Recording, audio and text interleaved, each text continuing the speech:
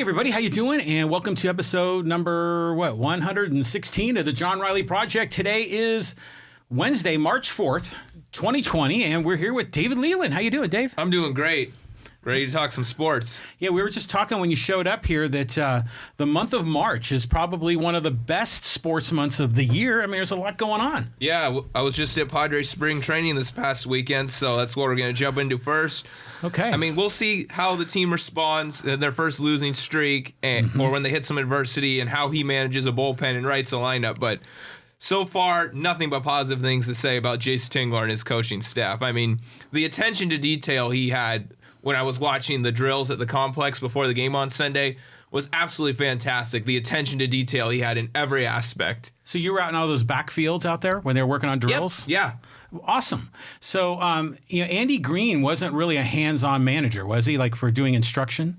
No, it was just pretty much they just pretty much did it. But with Jayce Tingler, like there is a lot of attention to detail. It seems like there's a lot of focus on the fundamentals. I don't know if you saw James Clark from East Village Times in his videos of Tingler like showing like base running stuff and like he was really intense while doing it. That's another thing I noticed when he was with not only the insane attention to detail but the intensity throughout these drills. Well, he was doing the one where you were taking, I saw the clip where he was doing a lead off of first base. Mm-hmm. And he was like, you don't kind of pussy ass your way back to the bag. I mean, you go boom, boom, firm.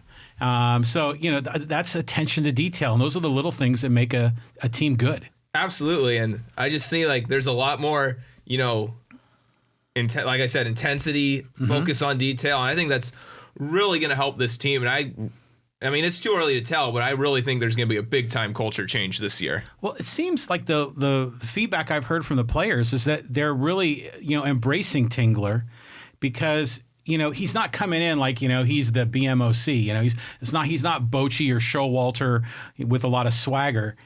He's humble. He's building relationships, and he's just really trying to win everybody over. Mm-hmm. And you got to give that guy credit. That's the right way to do it. And his coaching staff, too, has impressed me. I mean, you saw the Bobby Dickerson's really grilling Hosmer on his defense. And so far this spring, he looks much, much better defensively. And I think Hosmer was even saying that he felt he was better because of the drills. I mean, if you've been watching the spring training games, you see he's made some nice picks on some hard-hit balls. And he dug a Tatis throw out of the dirt last week. He's played a lot better defense so far this spring. And so is that Dickerson that's doing that work with him? Yeah, Bobby Dickerson, a new bench coach. Okay. Because I know, and then who's the other new coach, the first base coach? Wayne Kirby, also with Machado in Baltimore, like Dickerson was. But Kirby's more of an outfield guy, right? Yeah. Okay. But Dickerson's the infield guy. He's the one that's been drilling Hosmer, right? Oh, yeah, definitely. Good. The first day of spring training, he's like, you ain't that pretty, get your face in front. That was really funny. So now, this is crazy how they did this because they originally hired Dickerson to be the bench coach, right? Yes. And so, for him, that was a promotion, right? So that allowed him to make it more easily for him to leave Baltimore, right? Well, he was with Philadelphia last year, but yeah. Pardon me, Philly. But then they kind of did a little sneaky thing is that they had a bench coach and an associate manager, right? Mm-hmm. For Schumacher, right? Yeah, that's correct. So it's almost like they have two bench coaches. Yeah, they pretty much do. Mm-hmm. So that's going to, I think, would be really helpful for Tingler. As a first-time guy out there, he's going to have, two wingmen. Yeah. And when Schumacher played, whether he was with St. Louis or L.A. or Cincinnati at the end of his career, he was always a really smart player. So right. And he'll get in your face, too. So, he can be pretty hardcore. Yeah, absolutely. So that's great. All right, right on. One thing I got to say about this new coaching staff is I was concerned about the pitching coach hire with Larry Rothschild, because I thought, he's just going to try and get all these guys to throw a slider, even though it doesn't work, because that's what happened with the Yankees in New York. But they're talking about Paddack working to improve his curveball, like instead of adding a slider, which was kind of a surprise to me. So that almost makes me think it was the Yankees organization that was doing that, and Rothschild was fired because he wasn't going along with it. Interesting. So that was one of my big concerns, but it seems like, to me, more and more so that wasn't a Rothschild thing, but a Yankees organizational thing, and that they fired him because they wanted maybe a puppet, because they did hire a young guy to replace him in New York. So that's kind of interesting to me. Mm-hmm. So interesting. So whatever happened, what was why can't I think of the old pitching coach's name? Darren Balsley. Balsley. So he's still with the team, Yeah, they reassigned him working with minor leaguers, I believe. Did you see him out there on the fields at all? I didn't. Okay. But I saw the highlights of Garrett Richard. Or is it Richard or Richards? Richards. Okay, Richards. Clayton was Richard. Yep. Singular. Yeah. So I saw Garrett Richards, some of the highlights. He looked fantastic. People forget how good he was in Anaheim before he got hurt. Yeah. Throws hard. He's got a nice slider. I think he's going to be good if he can stay healthy. Fingers crossed. He was saying that he feels more healthy now than he has at any time since high school. That's how good he feels. Yeah, well, when he was with the Angels, he had the knee injury in 2014 that carried over into 15, and then he spent all those years getting PPRs trying to avoid Tommy John, PPR injections until he couldn't, or PRP, sorry. And he until he couldn't anymore, and then that's when he had the Tommy John. So it's quite possible that once I saw that, I was remembered that, I was like, okay, so maybe there is more hope he can stay healthy. Yeah, if he's throwing fastballs 96, 97, and he has that sharp slider he can throw for a strike, it's like, holy crap. He looked fantastic against Milwaukee yesterday. Really impressive. So yeah, we I think we were talking about this before, is that there was a lot of pressure for them to get an ace, but maybe they don't need an ace because they've got all these other guys. We'll see. This is what I wanted to get into, pretty much all the spring training games that have happened so far next. So let's just dive right into that. Okay, sure. They have, I believe, come into today. It obviously went up today because they gave up 9 runs. But coming into today, I believe they had the best ERA in, I think, not just the Cactus League, but any major league team in spring training. That's great. Lamette looked really good against Cincinnati on Saturday. They only played 1 or 2 starters, but he still looked really good. He had 3 strikeouts, and he only gave up 1 hit and 1 walk in 2 innings, so that's pretty good for his first spring start of the year. It's funny is, people say, don't get too hung up on spring training results, but we'll take anything as a San Diego fans. If we win the pennant of the spring training, that still is a good If we win Cactus League champions, it'll be the biggest thing we've accomplished the last 15 years. Exactly. But you still got to think that the fact that they're playing well, they seem to be playing with focus and energy and a little bit of edge, all those intangibles that they wanted, and we're seeing it on the field. Well, here's the thing I want to say. The 9-2 is awesome, but that's not the part that has me excited. The part that has me excited is they're having more competitive at bats. They're drawing more walks. They're striking out less. They're stealing second base probably half the time that somebody with anywhere decent speed's on first base. So I think that's the style that Jayce Tingler wants to play. I've talked on here before about being like the 14-15 Kansas City Royals with, that bullpen and, solid but not amazing hitters. Yeah. Those 14-15 Royals, they stole second anytime anybody with somewhat decent speed was on first base. So right. If you want to be like them completely, hey, got to take it. And you got guys who can run. Tatis can run. Myers can run. Cronenworth probably has decent speed. I believe he's stolen a base so far in spring. Grisham can really run. Yeah, I was going to say Grisham's been fantastic, too. He went 3 for 3 Friday against the Chicago Cubs when I was there in Peoria. He looks really good so far, and I was high on him since we traded for him. So to see him, hit a home run and get a bunt single and a nice other line drive in person was great. Have you seen the way he grips the bat? Yeah. It's a little unorthodox, but if it works for him. Well, he says he grips it like the way you grip a golf club. Yeah. And so it's like you have your thumbs kind of aligned. And sometimes I think even I don't know if he wraps the pinky and the index finger, but and so when he swings, it's like he almost stops short, just the mechanics of it, but it works. It definitely works. And I think he has a really good chance to have a breakout year, actually, in my opinion. So anyways, the 9-2 is great, but like I was saying, I like the way they're playing. Another thing, and I think this goes back to the culture change thing, and Don Orsillo and Mark Grant are talking about this on almost every broadcast this week. They're saying, what we're noticing a lot of is we're not seeing nearly as many minor leaguers like in the late innings. The guys they just pull up from minor league camp like, hey, you want to fill out the roster today for the... Right. We're not seeing that. We're seeing probably 80, 85, maybe even 90% of the innings and at-bats are either guys who are competing for a job, going to be on the team, or non-roster invitees. Right. Trammel played the entire game against Cincinnati on Saturday. I believe he did again today against Kansas City. And he had a good day today. He did. He had 3 RBIs. He had a single, a double. So, yeah, it is interesting. What's that other guy's name? Vossler. The first baseman? Yeah. He's like a AAA guy, I think, right? I don't think he really has much of a chance to be on the team, but he's hit pretty well this spring. Yeah. So maybe if you just have like a barrage of injuries, or like you trade a couple guys to get something else, and then there's injuries, then he comes up. I mean, it's pretty unlikely you'll see him in San Diego, but it's nice to know he can play if like we get extremely desperate. Yeah, but I guess what I was saying is he's one of the guys that we've seen playing that is either not going to be on the major league roster, not necessarily competing for a job, and not one of the young phenom prospects. Yeah. He's kind of one of, for lack of a better term, the journeyman minor leaguer. Yep. Yeah. And so, but you're right. We've seen very few of those types. Usually we have a whole bunch of these random dudes sort of auditioning.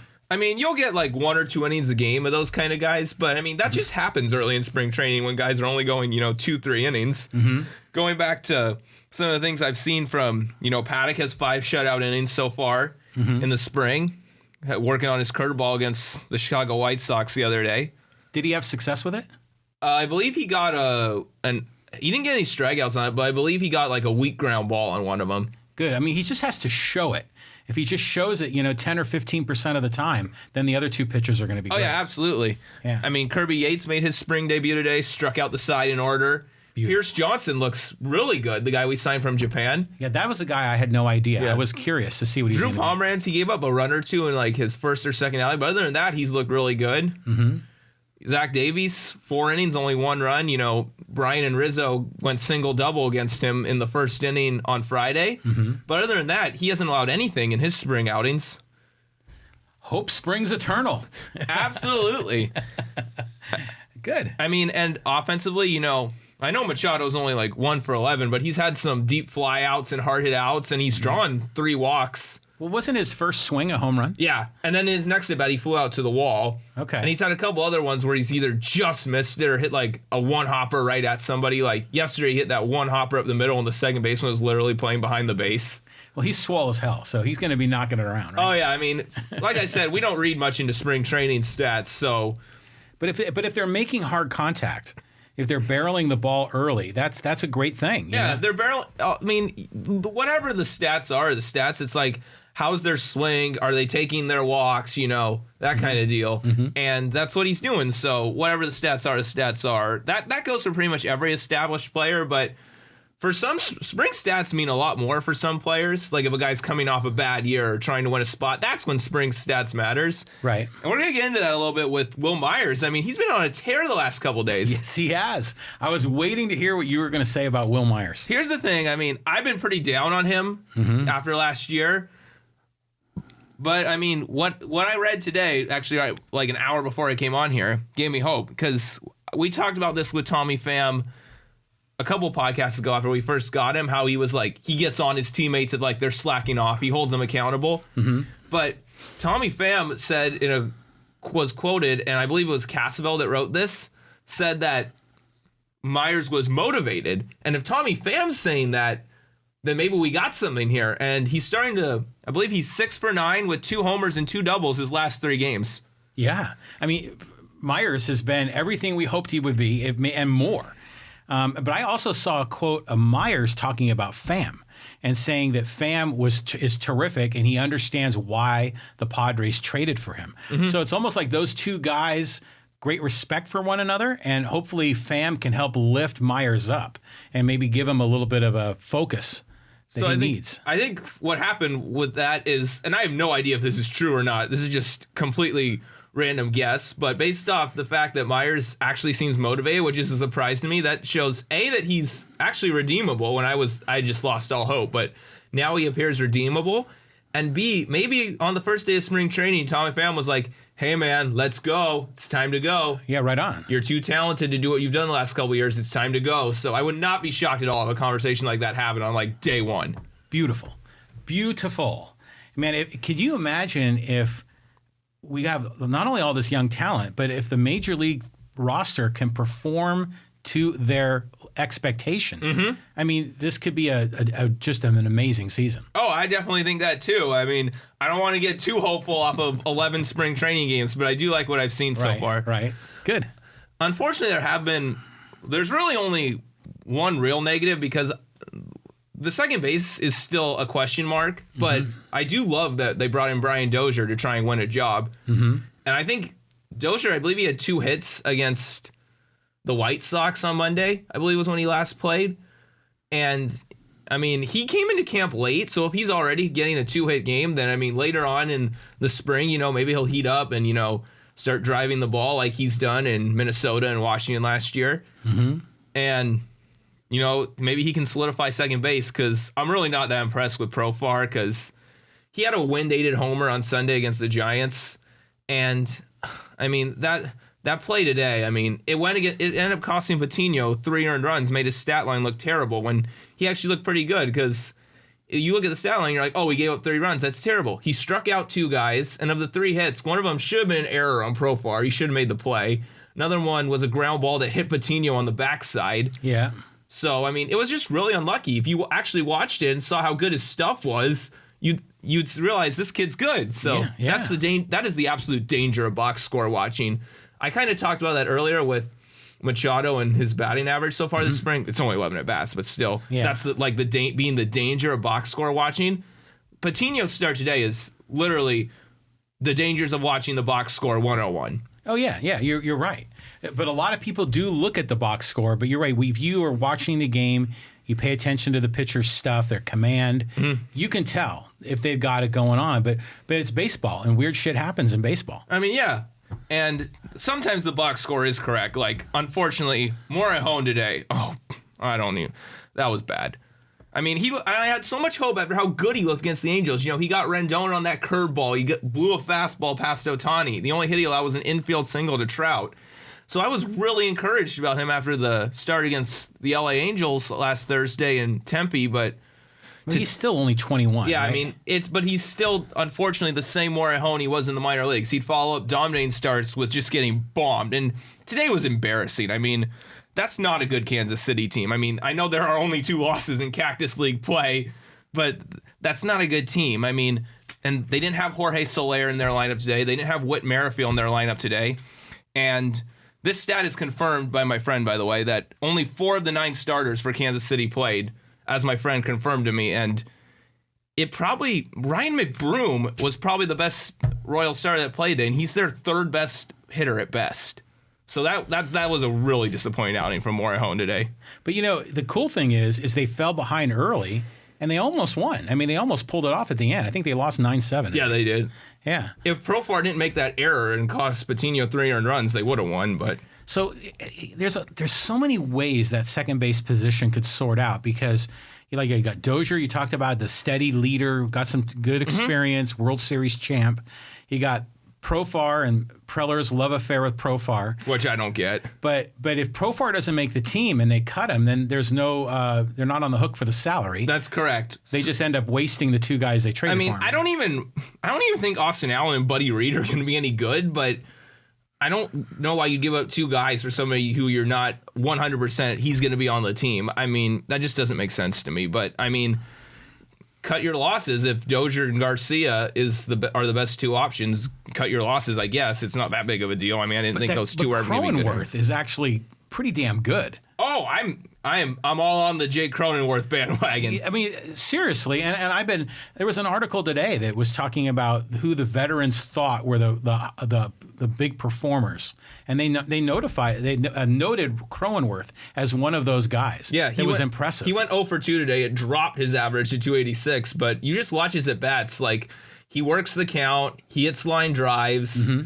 And he's looked pretty good in the field, too. I think he's definitely played second and short, maybe third, too. He might have played first even, and he's looked good. So now, is that 4 second basemen in the mix? Dozier, Profar, Cronenworth, and Garcia. I guess you consider Cronenworth second baseman, yeah. But for me, that would be a waste of his versatility if you just make him the everyday second baseman. Yeah.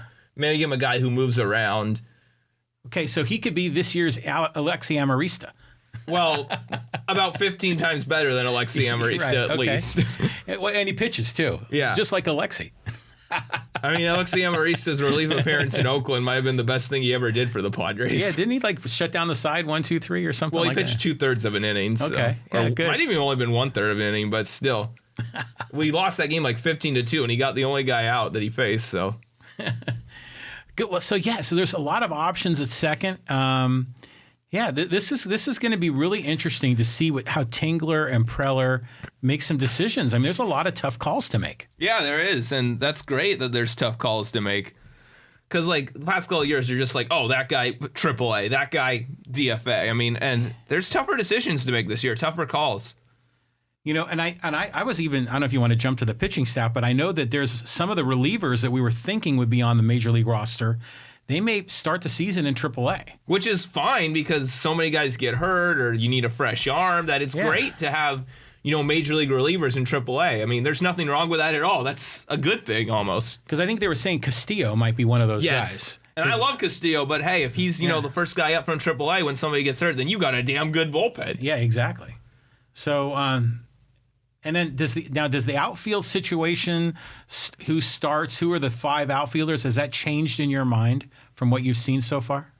I mean, Myers is almost making a case to play every day. Right. And I think if he just tears out the rest of spring training, you're like, all right, go get him, big guy. Yeah. But then as soon as he goes into one of his month-long slumps, like, well, you can't even let it last a month, but if one of his, slumps that he just can't get out of starts and it goes on for more than a week, then, take him out of there, put in Naylor or Cordero. Right.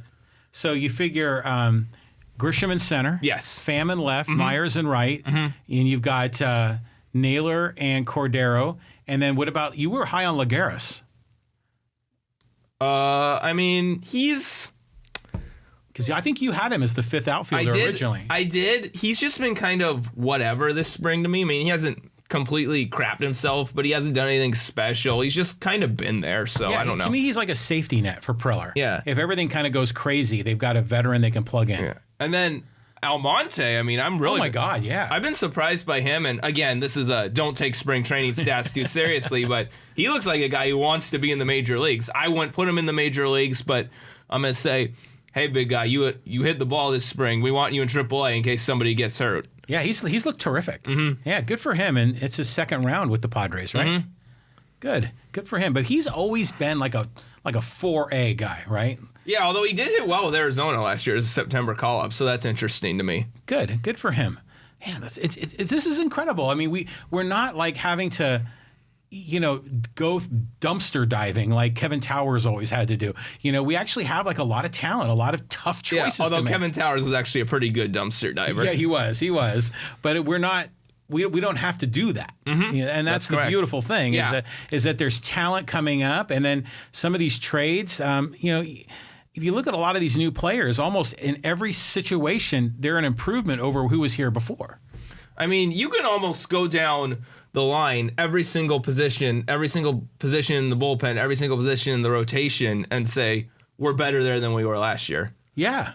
I agree. I mean, Paddack's going to start opening day probably? Who started opening day last year? Lauer? Yeah, Lauer, yeah. Richard's going to be our number 2 starter. Lucchesi was last year. Yeah. Lamette's going to be our number 3 starter. Last year it was Margavicic started the 3rd game. Margavicic. I used to always thought he was Marjavicious. Yeah. And then, okay, I mean, but Davies Lucchesi's a downgrade from Paddack at the 4th spot because Paddack started the 4th game.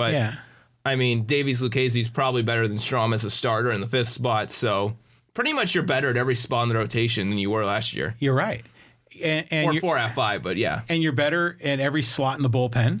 Well, I mean, to expect Kirby to repeat last year would be a little crazy, but he's still going to have a pretty good year. Yeah. But the setup guys are better. I mean, Pomeranz is here. Pagan. And Pagan. I mean, I know Pagan allowed a wind-dated homer against the Giants where Posey hit one and it got up in the jet stream and landed on the lawn. But I mean, he struck out 5 batters in 2 innings. He's got nasty stuff. Yeah.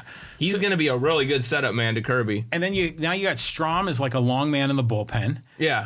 Tingler's talking about using him for 2-3 innings at a time when need be, which is perfect. Yeah. That's perfect. Matt can just go out there throwing 94, 95 for 2-3 innings. And then you got Stammen that can, you get him for an inning like in the 5th or 6th. Oh, yeah. You know what Craig Stammen is? Like, last year he was way overused, and he should not have been in the situations he was in. And that's not really his fault.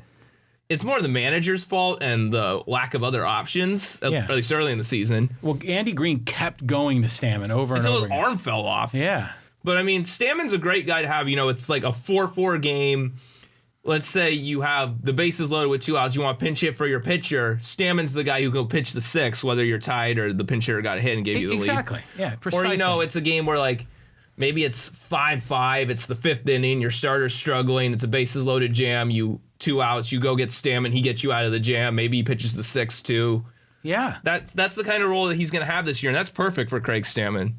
So it's like every slot in the pitching staff, and then even like a lot of the starters, there's definite upgrades. Yeah, absolutely. And then you get to the lineup, you look at all the positions. I mean, you figure that Mejia's gonna have better overall numbers given the way that he hit after he came back up. Right. I mean, Hedges can't hit, but is he gonna hit 177 again? He's not hitting well in the spring. He really isn't, but is he gonna hit 177 again? Probably not. I mean, maybe he'll hit close to 200. I mean, that's still nothing special, but better than last year. So you figure you're going to get better production from catcher.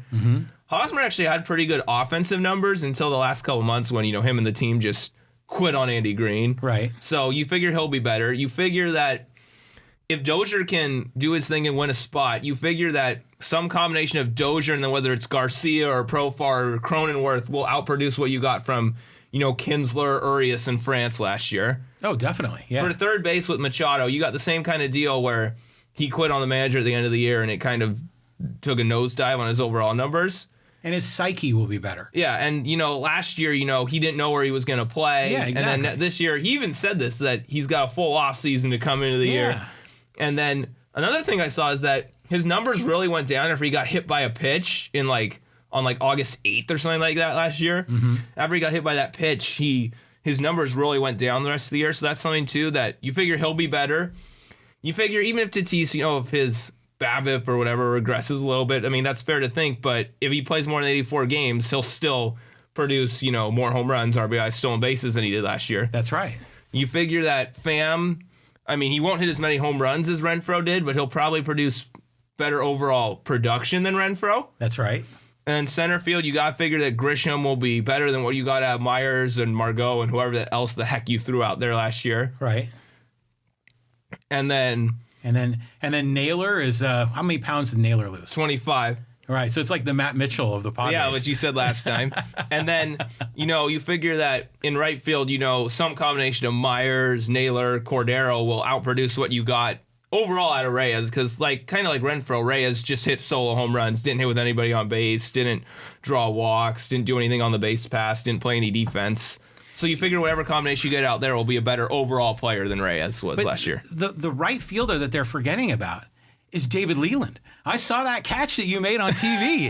That was a hell of a catch, man. Thanks. Yeah, let's break this catch down. Tell me about that. Well, I was like... I saw it on TV. It's been on Padre Twitter going crazy. Because I figure that... Because for ball hawking, I figure that if you don't get at least one ball when you go to a spring training, the complex before the game and then the game, if you don't get one ball, then you did something wrong because of how easy it is to get one, either the complex or the game, if you go to both. And I didn't get... And, the minor leaguers weren't, taking batting practice and hitting them on Sunday. On the minor league field, so I didn't get a chance to get any of those that went over the fence because there were none. And then I missed out on a couple toss-up opportunities. Trent Grisham overthrew me. Billy Hamilton underthrew me. So I was thinking, okay, I'm just going to have to catch one. And I was hanging out in right field when Chris Shaw was up for the Giants, and I'm like, oh, wait, this is a lefty. I need to go over to right field. So I did.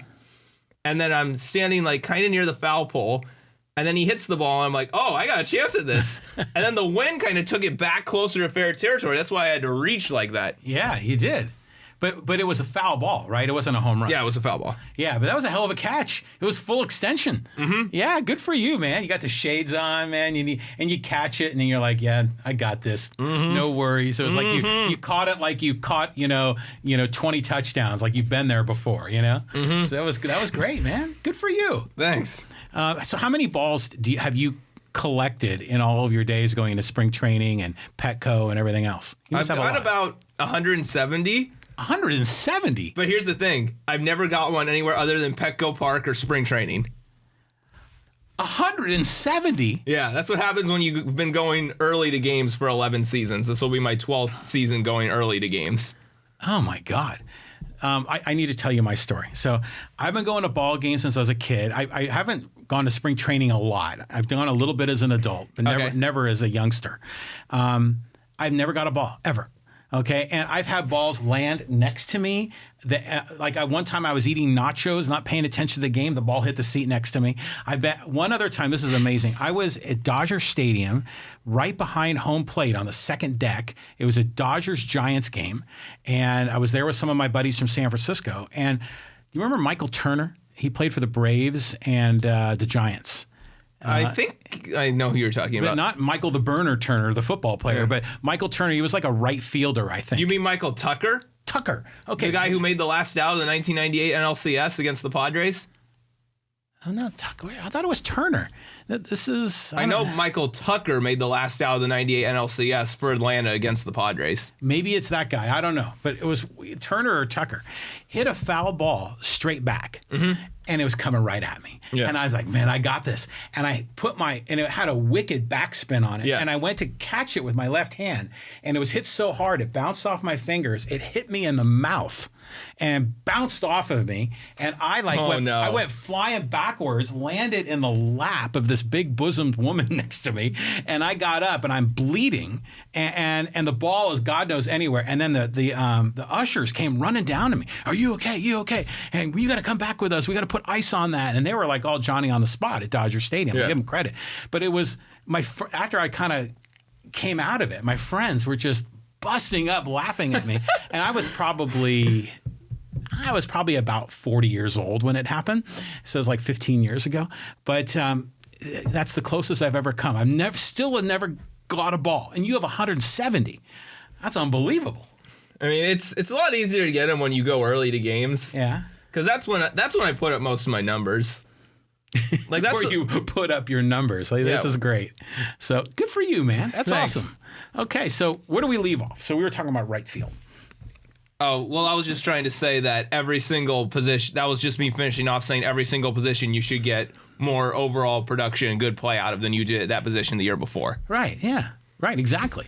So, yeah, this is, I mean, it's turning out to be so good. You know, it's looking promising. And thank God no one's gotten hurt. Nothing crazy's happened. You know, cross your fingers, right? I mean, you got a little bit of the flu bug, but, you know, that's not an injury. That's not like somebody's shoulder exploded or something. I saw a quote from Quantrill, and he was like really bumming, you know, because he had to miss a start because of the flu. And, you know, he's itching because he's competing for a spot. I mean, he's probably the sixth starter, and he'll probably be in AAA anyways. And But, I mean, if somebody gets hurt, he wants to be in that mix for that to fill their spot. What are the okay, this is a tangent. What are the chances that the Red Sox do the deal now that Sale might be hurt? Well, the thing about Sale is I was thinking that, well, if he needs Tommy John surgery, they might get desperate and see how Myers is hitting and be more willing to take him on in his contract. But, I mean, now that Sale's, you know, not going to have Tommy John, it appears. I saw that today. Oh, okay, I didn't know He said that. He was unlikely to have Tommy John. Now I don't think the Red Sox will get that desperate. Okay. But Quantrill was always the guy that was rumored in that deal. Yeah. Okay.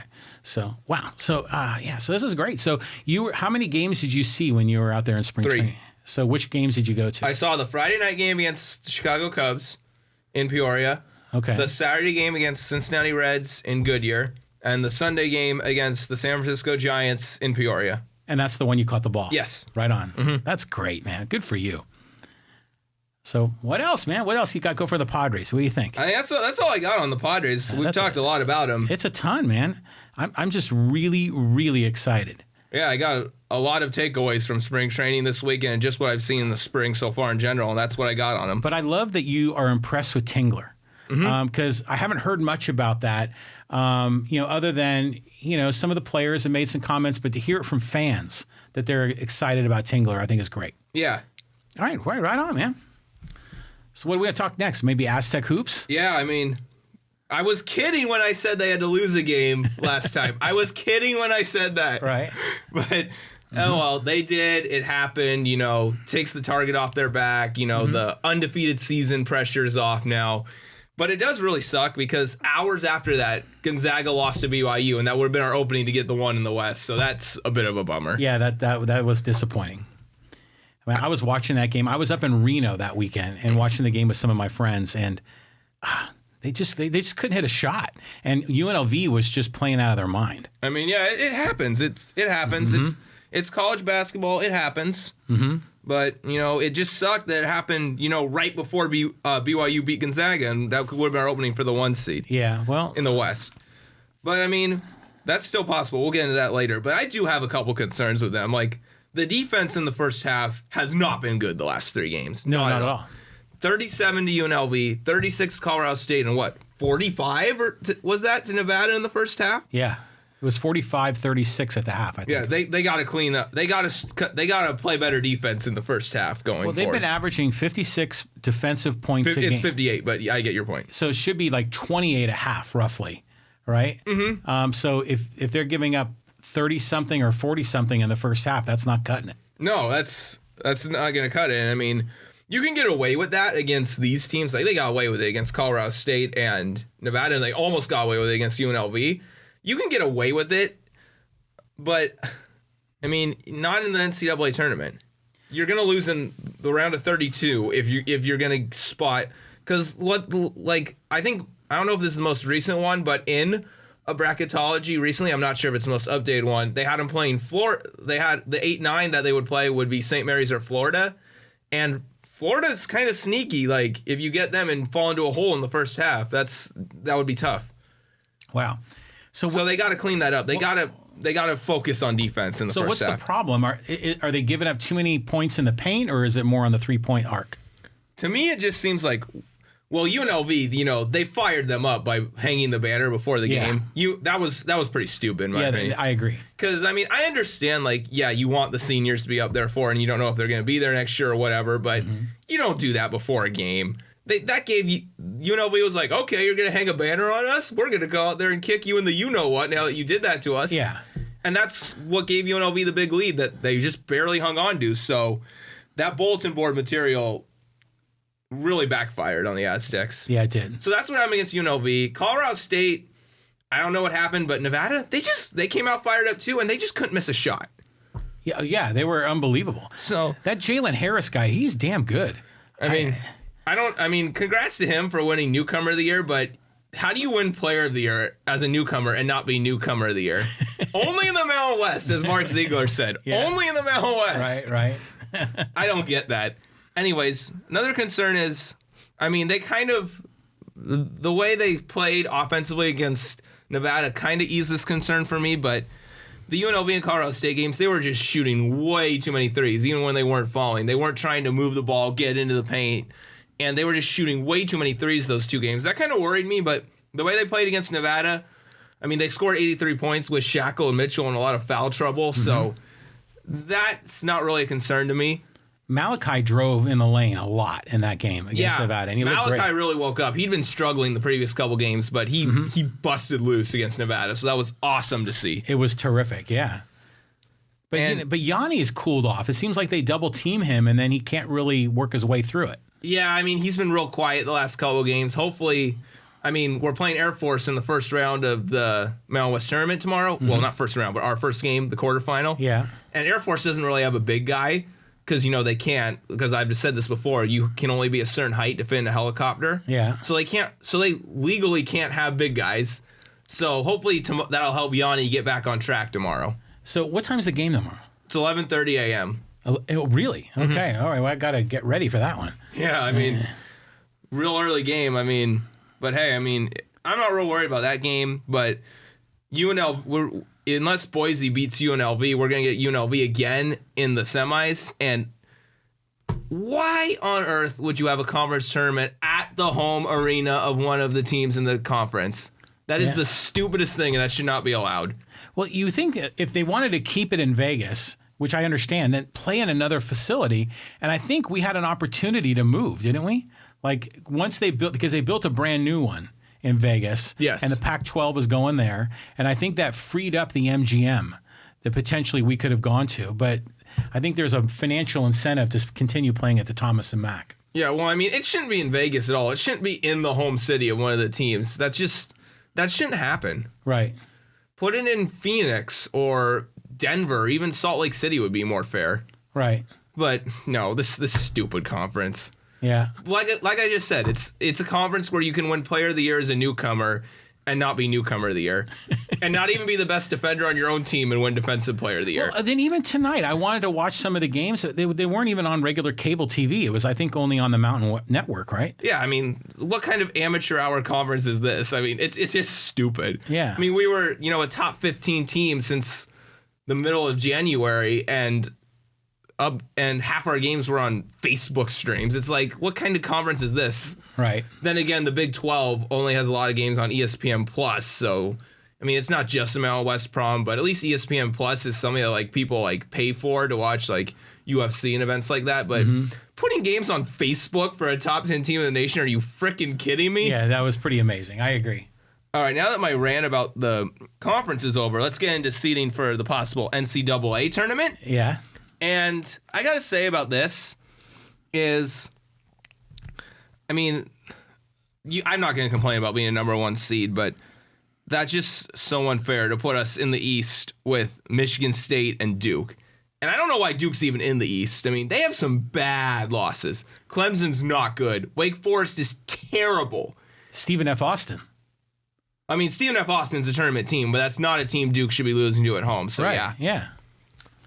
Well, they're not a tournament team, but they're like projected to win their conference tournament. And Lunardi has them as a 13 against. But how accurate is Lunardi typically? He's usually pretty good. He is. But God, that would suck to be in a region with Duke, and especially Duke with their record at Madison Square Garden. Yeah. Michigan State, I mean, that's a little interesting to me because they seem to do well, like when they're not expected to go on a run. Mm-hmm. But sometimes when they're favored, they don't do as well. Like, remember when they were a 2 seed and a lot of people were picking them to win it all? And then they lost to the 15 Middle Tennessee State. Yeah. But then in other years, they do better than expected. So Michigan State's kind of weird like that. Mm-hmm. And knowing the way the national media works, except John Reinstein, because he actually likes us, but a lot of the national media would make Michigan State a popular upset pick over us in the Sweet 16 as the 4, with us as the 1, if that holds up, like it is in Lunardi's latest that came out on Monday. Mm-hmm.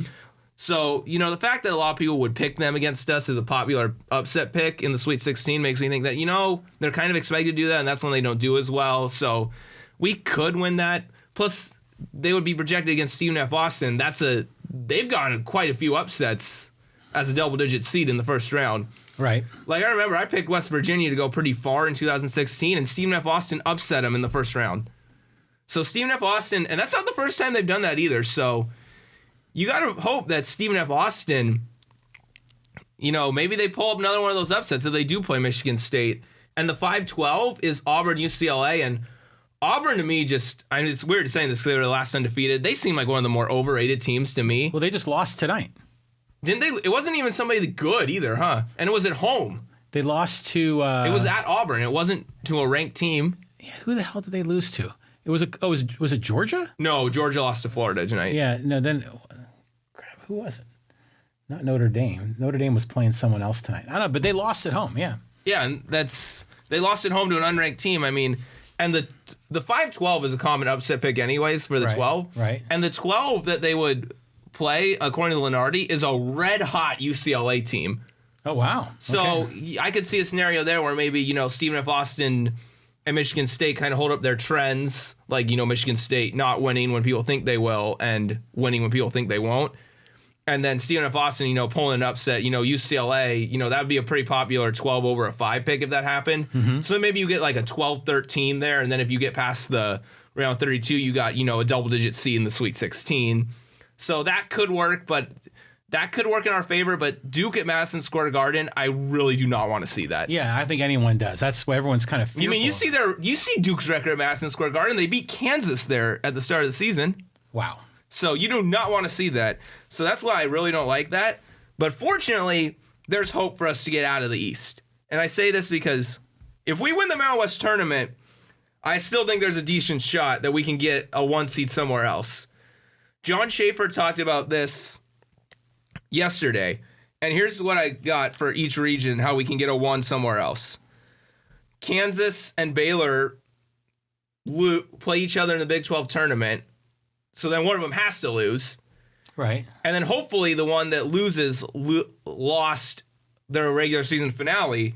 And both teams have a tough regular season finale. So you got Kansas at Texas Tech.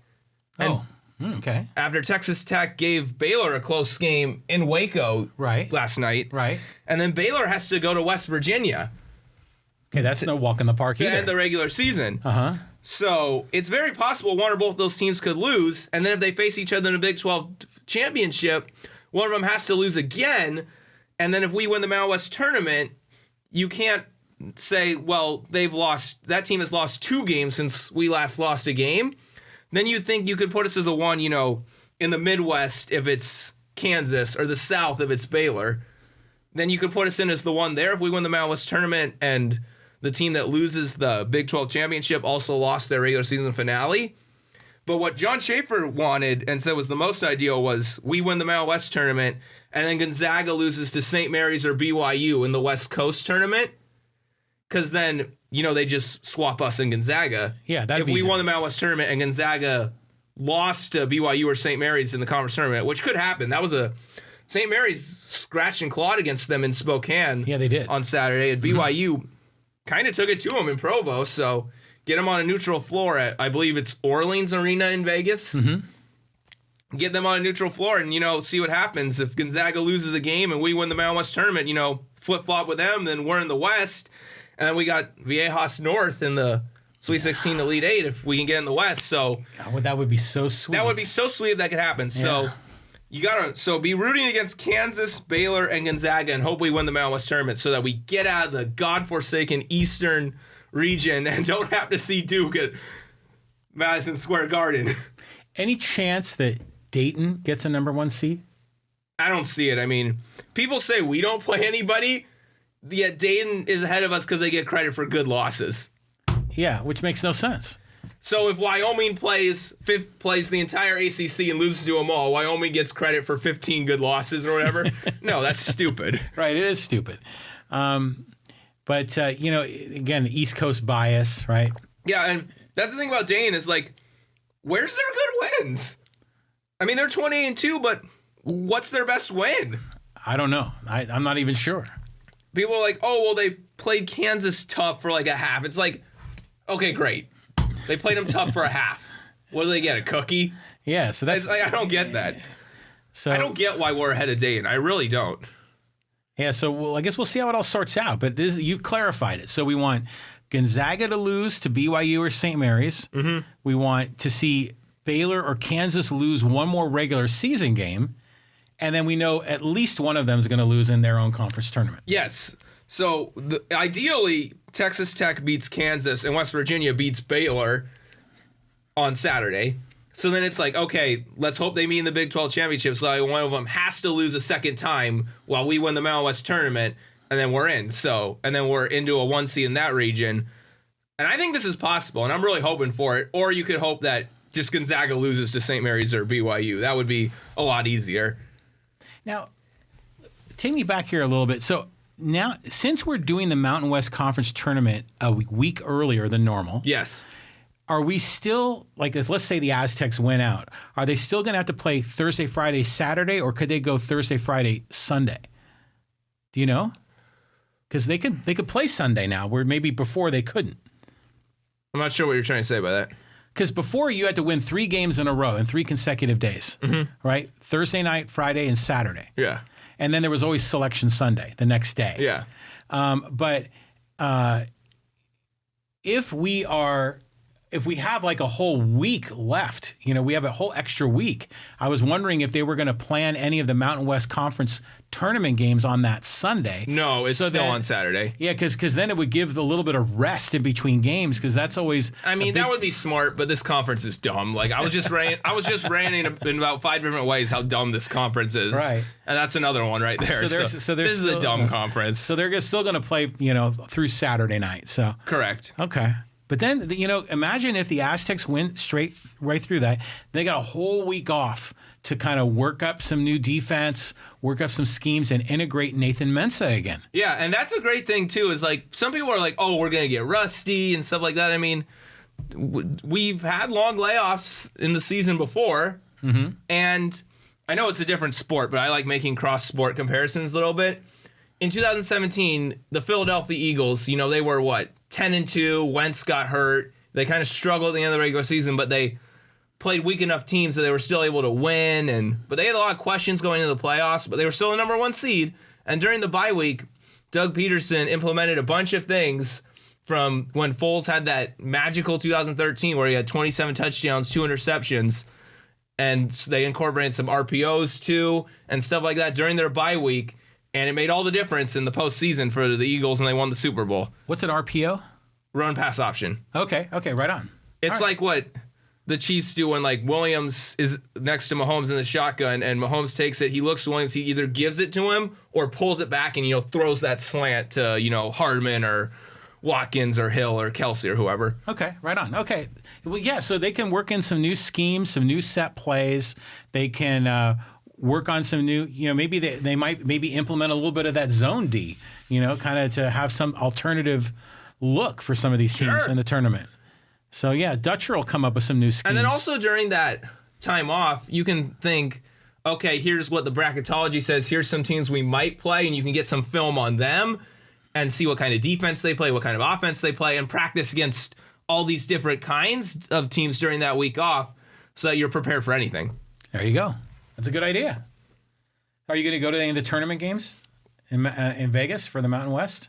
Actually, we're gonna dawn patrol up Saturday morning if they make the championship. Good for you, man. That sounds great. So one of the guys I work with, he left today.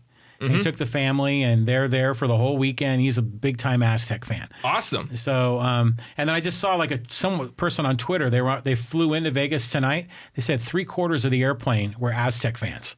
That's awesome. Yeah, so it's gonna be a lot of Viejas East there at Thomas and Mack. That's what it's gonna be, man. Viejas East, baby. It's gonna be great, man. This is just such a great month, spring training, March Madness. NBA is gonna start getting interesting here. It already is getting interesting to me. Steph Curry's back. Yeah, he's coming back tomorrow against Toronto. So too little, too late to save the Warriors season, but he's very entertaining to watch. Yeah. I think the people are paying a lot of money to go to that new arena in San Francisco. So yeah, they want to see him in there. Mm-hmm. I mean, they know the Warriors are 12-40 or whatever, but they don't care. They're like, hey, I'm paying big money to be in this new arena. I want to see Curry. Yeah, exactly. Especially because they're not seeing Klay Thompson this year. Mm-hmm. Durant's in Brooklyn now, although he wasn't going to play this year anyways, but still. Yeah, so the NBA is going to be great, and. I've talked to, I don't know if I've ever talked to you about this guy. There's a Postal Annex here in Poway, right next to the Target. Yeah. And the guy that runs that place, his name is Dennis. Great guy. He's the biggest Dodger fan, Laker fan you're ever going to find. And so he's an LA guy? A big LA guy. And so I would always bet with him Dodgers and Padres. And so now we've got to bet that if the Lakers and the Clippers face off against each other in the playoffs, and I got the Clippers, he's got the Lakers. Well, I got the Clippers too because I'm riding with our Aztec Kawhi Leonard. So I got the Clippers too. You think they're going to go all the way? They could. Break the curse? The Clippers, man, they've been jinxed for a long, long time. Well, it's like that they always say, you can take them out of San Diego, you can't take the San Diego out of them. Exactly. Hey, and now they got more San Diego in it with Kawhi Leonard. But, hey, they're a great team. They got a chance to do something special this summer. So, back to baseball. Have you got any tickets at all for the regular season yet? Well, we're doing Tuesdays and Saturday nights again like we did last year. So, is that like a 20-game package? Yeah, about 20 games. Good for you. That sounds great, man. It's going to be great, and hopefully we'll be able to, maybe surprising people. Maybe we'll get the NL wild card game here at Petco Park. Wouldn't that be great? That would be awesome. Yeah, that would be awesome. All right, so what else? I think we've gone through your whole list. You had a lot. You came prepared. Yeah, there was definitely a lot to talk about. So I think we got it all, though. I think we did.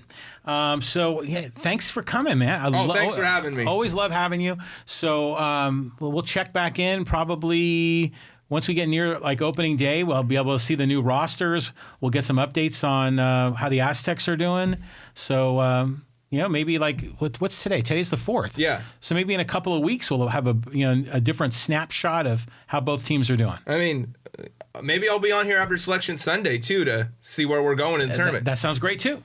So you're always welcome here. All right. And you'll be seeing a lot of me in March because we got Selection Sunday and then who we're going to play in the tournament. Then we got Opening Day right after that. So boom, boom, boom. So if we do 3 or 4 back-to-back, no problem. Yeah. So I'll probably be on at least twice more this month with Selection Sunday and Opening Day. So all right, right on. So I'm excited for it though. I love this time of year. It's a great time of year. So take notes, be ready, and let me know, and we'll schedule in here and into the fabulous JRP podcast studio and have you here, and we'll keep talking sports. I'm excited for this year. This is a great month for sports, like we said earlier. It is. And it's 2020, man, so there's hope springs eternal. It's a new decade. So for the Padres and the Aztecs. Put the past decades of San Diego sports failure behind us. It's the 2020s now, baby. Yeah, we turned the calendar. The odometer has changed. Mm-hmm. So, all right, man. Well, Dave, thanks for coming. Yeah. All right, so go Padres. Yep. Go Aztecs. All right.